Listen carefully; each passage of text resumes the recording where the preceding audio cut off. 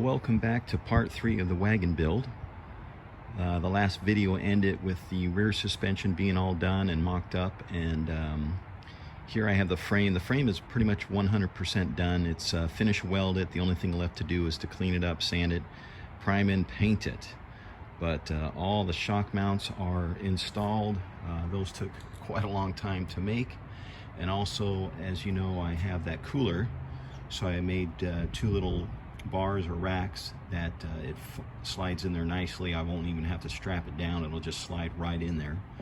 But that is the finished frame. And as I mentioned at the end of video 3 or 2, that in 3 we'll be tackling the front suspension and the steering. And I got to tell you that it took a long time and just time consuming to make all the parts and everything like that. But let me show you what I did. For the rear or the front suspension or swing arm, I did it pretty much identically to the rear, but the only difference is that now I have these C channels that these spindles will go in, and also as you can see in the middle, I put a piece of tubing in there, and that's where the steering is going to pivot. And basically I made these out of 2x3 square tubing, and I just kind of cut off the ends, and that's what gave me that part. And I got to tell you that online there were spindle kits for go-karts that I could easily bought, but you know, they're maybe $40–50, somewhere around that price. So again, I thought I could probably make something like that. And same as the rear suspension, the front has the bushings cut off from the shocks that I got from Pep Boys in their scrap pile. I'm sure any automotive would, if that's something you wanted to do, if you just asked them, that they would probably give them to you, as Pep Boys did, and those worked out just fine for me.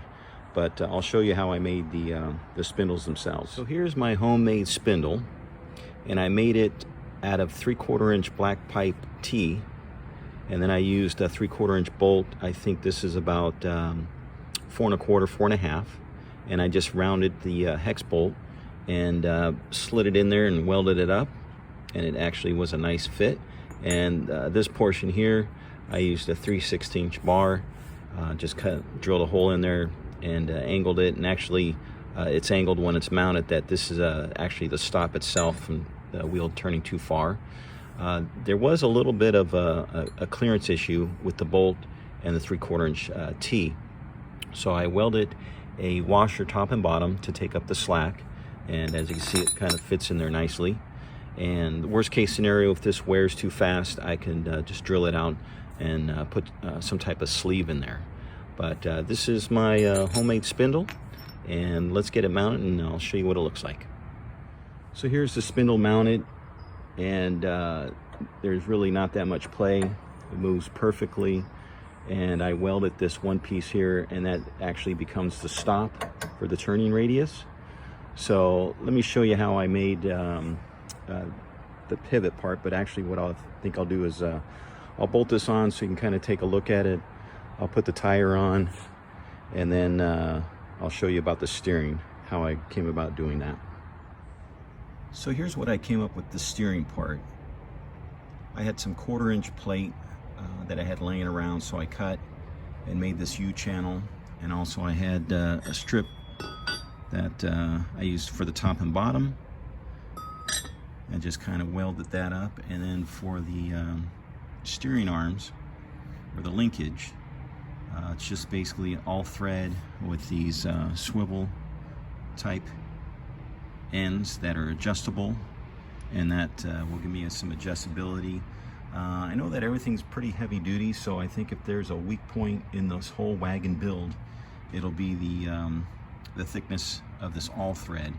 And the worst is if it bends, I'll just bump it up to a little thicker material. But I think it'll be fine because they're short, and I'll bolt it up and let you see what it looks like.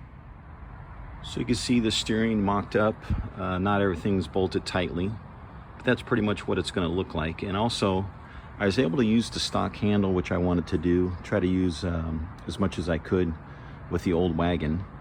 And then I had this magnet laying around, and I'm not sure if I'm going to cut and recess it into the bumper, or if I'm going to put it into the handle itself. But as you can see, it's perfect. because I know a lot of times you put these things up and they fall over, and this magnet is definitely strong enough to hold the handle up. So that's pretty much the front suspension all done up, all mocked up with the steering. Like I said, it did take quite a bit of time to try to figure out, and looking at other designs online, and I felt this was going to be strong enough, because that's pretty much what all the wear and tear is pulling that handle. And I might do it, as far as I'm kind of curious on how much this weighs compared to the stock Wagon, but it definitely has some weight to it. Like I said, I pretty much built the whole frame out of 1x1 by 1/8 inch wall. Some of the suspension, as far as the drop cradle and those cross members, are a 1x2, also 1/8 inch wall, and the bumpers as well. So it's definitely solid. I think I'll be able to pull around adults if I needed to. Hopefully I wouldn't have to, but it's definitely going to be strong enough to hold my grandson, or 2 grandsons, or a grandson and a granddaughter. Whatever comes the way, I think the Wagon is up to the task. So the next time you see this Wagon, I'll have it all blown apart. All the pieces will be painted. I'm just going to go with the black, rattle can. I know some people nowadays do a lot of powder coating and stuff like that, but this is going to be probably stored mostly in my garage. It's not going to see a lot of water or anything like that. So I think price-wise and most economic way to do it is just with a rattle can. So that'll be the final video number 4. Stay tuned for that. And I have a lot of sanding and cleaning and painting and all that, and we're getting very close. So thank you for watching. Bye.